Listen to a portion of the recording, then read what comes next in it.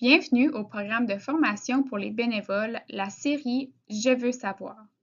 Des experts dans le domaine de la qualité et de la sécurité encouragent fortement les bénévoles à être formés dans les domaines suivants: l'hygiène des mains, la prévention et le contrôle des infections, les risques et la sécurité, les systèmes d'information sur les matières dangereuses au travail, la sécurité alimentaire et la prévention de l'étouffement, les mesures d'urgence ainsi que la prévention des chutes.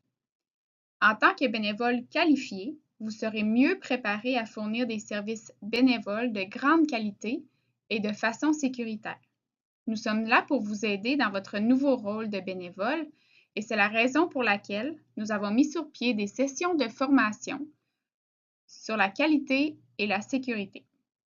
Nous avons développé une série de quelques courts modules d'auto-apprentissage autonome sur la qualité et la sécurité pour vous aider à vous sentir plus à l'aise dans votre rôle de bénévole, soucieux de la qualité. La série s'intitule « Je veux savoir ». Chaque module dure environ 10 minutes et constitue une unité d'enregistrement indépendante et autonome, ce qui vous permet d'apprendre à votre propre rythme et à un moment qui vous convient. Alors maintenant, détendez-vous, mettez-vous à l'aise et apprenons ensemble. Appuyez simplement sur la touche « Entrée » de votre clavier pour avancer d'une diapositive à l'autre.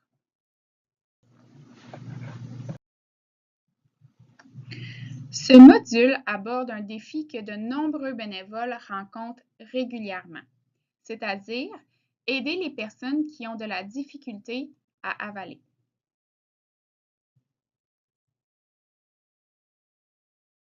À la fin de cet important module de formation sur la sécurité, vous pourrez expliquer l'impact du vieillissement sur le réflexe de déglutition, énumérer les conséquences possibles de la difficulté à avaler, ou en d'autres mots, la dysphagie, décrire les causes de la dysphagie, identifier les différentes textures alimentaires et les consistances liquides, expliquer le pourquoi de la modification des textures alimentaires, reconnaître votre rôle dans une alimentation sécuritaire et rappeler les 3 éléments clés de la présentation. Cela semble beaucoup d'informations à assimiler, mais il s'agit de principes de base, donc ils sont très faciles à apprendre.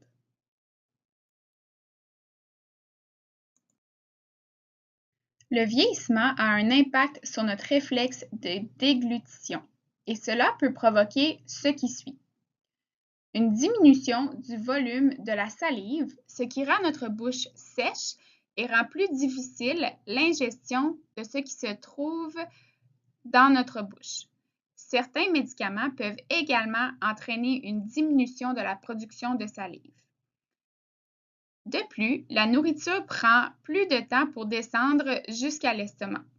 Plus nous vieillissons et plus le mouvement péristaltique qui aide la nourriture à sortir du pharynx et traverser l'œsophage jusqu'à l'estomac est ralenti.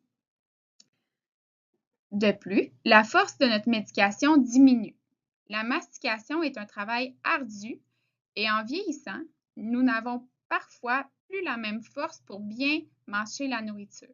Par conséquent, nous tentons parfois d'avaler des morceaux plus gros qui peuvent provoquer des étouffements. Dernièrement, les 3 muscles qui nous aident à avaler sont les muscles de la langue, les muscles des joues et le muscle du pharynx. En vieillissant, ces muscles se fatiguent plus facilement et ne sont pas aussi forts. Jetons un coup d'œil à la diapositive suivante pour voir à quoi ressemble le réflexe de déglutition.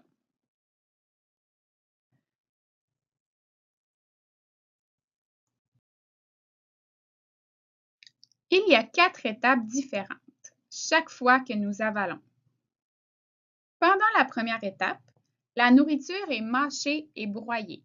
Elle forme alors le bol alimentaire. Pendant la deuxième étape, la nourriture mâchée est poussée à l'arrière de la bouche par la langue. Lorsque la langue fait ce mouvement, elle prépare le pharynx pour la prochaine étape. La troisième étape consiste à fermer les voies respiratoires pour empêcher les aliments de pénétrer dans les poumons. Puis, les aliments mâchés sont poussés à travers le pharynx dans l'œsophage.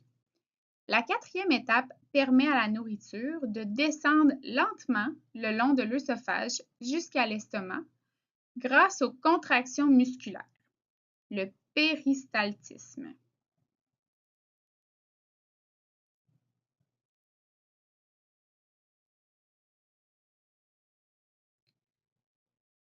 Les problèmes reliés à la déglutition. Dysphagie est le terme médical qui signifie difficulté à avaler. C'est un problème courant, surtout chez les personnes âgées vivant dans les centres de soins de longue durée ainsi que dans les résidences avec assistance. Les données montrent que de 40% à 60% des personnes âgées vivant dans les CHSLD ou des maisons de retraite souffrent de dysphagie. Il est important de noter qu'une personne qui a de la difficulté à avaler peut prendre 2 fois plus de temps à manger et en tant que bénévole, il est important de s'en souvenir.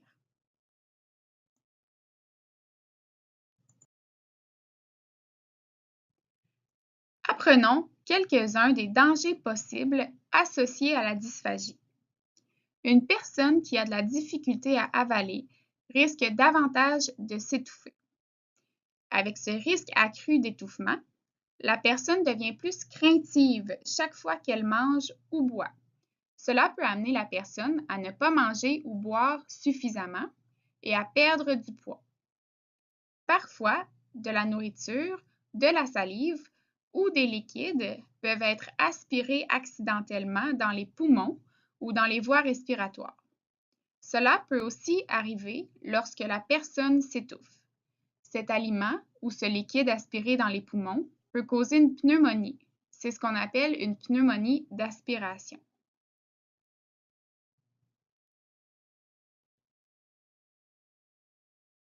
Qu'est-ce qui cause la dysphagie?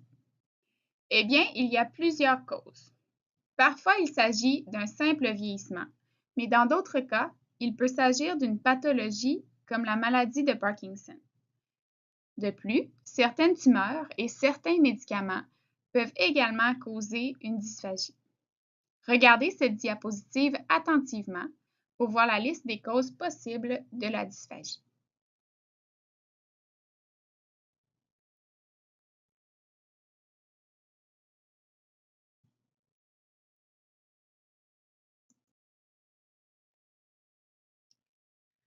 Que peut-on faire pour aider les personnes atteintes de dysphagie à composer avec ce problème? D'abord, on peut adapter ou modifier la texture des aliments ou changer la consistance des liquides afin d'aider une personne à faire face à son trouble de la déglutition. Vous pourriez être intéressé de savoir que les aliments sont généralement divisés en 5 types de textures. Il y a la nourriture régulière, la nourriture tendre, les aliments mous, des aliments très mous et qui mesurent moins de 1 cm, des aliments émincés, qui sont des aliments mous coupés en morceaux de moins de 0,5 cm, et enfin des aliments purés, qui ont une texture lisse, sans grumeaux, particules ou graines. Les personnes ayant des problèmes de déglutition s'étouffent souvent avec des liquides, en particulier les liquides clairs comme le thé et le bouillon. Les liquides sont habituellement divisés en 4 consistances différentes. Les liquides clairs, les liquides nectar, les liquides miel et les liquides de consistance pudding.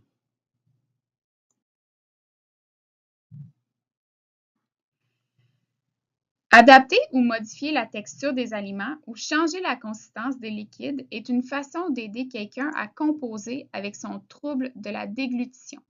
Cela signifie simplement que la nourriture est physiquement changée d'une texture à une autre. Par exemple, un morceau de porc est considéré comme une texture régulière et ne convient pas à quelqu'un qui a un problème de déglutition. En modifiant la texture, à une texture émincée ou une texture purée, la personne peut savourer le goût sans risque d'étouffement. Rappelez-vous que la modification des textures alimentaires et des consistances liquides est nécessaire pour les personnes ayant des problèmes de déglutition afin d'éviter qu'elles s'étouffent avec les aliments ou aspirent des liquides, ce qui pourrait entraîner une pneumonie d'aspiration. Alors maintenant, comment pouvez-vous constater si la personne auprès de qui vous faites du bénévolat a un problème de déglutition? La réponse? Vous ne le saurez pas, sauf si le client lui-même, sa famille ou le personnel vous transmet l'information. C'est un point très important à retenir. Il peut être dangereux de donner une collation ou une boisson à quelqu'un qui ne peut pas avaler correctement. Alors assurez-vous de vous informer avant.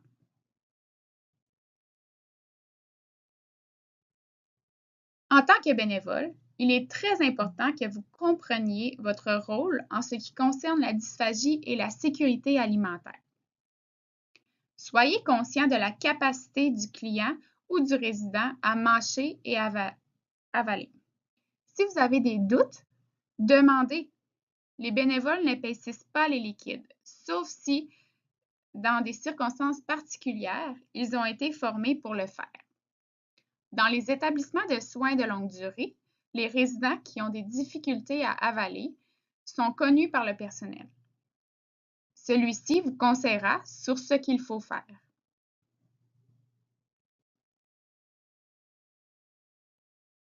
Il est maintenant temps de rappeler les 3 éléments clés du module difficulté à avaler et sécurité alimentaire.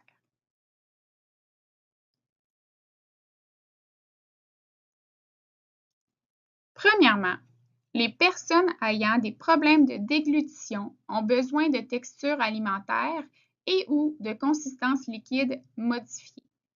À défaut de, elles peuvent s'étouffer ou aspirer des liquides dans leurs poumons. Deuxièmement, vous devez connaître votre rôle en tant que bénévole en matière de sécurité alimentaire. Chaque environnement de bénévolat est différent. Demandez ce que vous êtes autorisé à faire. Dernièrement, vous devez connaître votre client ou votre résident. Est-ce que celui-ci ou celle-ci a de la difficulté à avaler?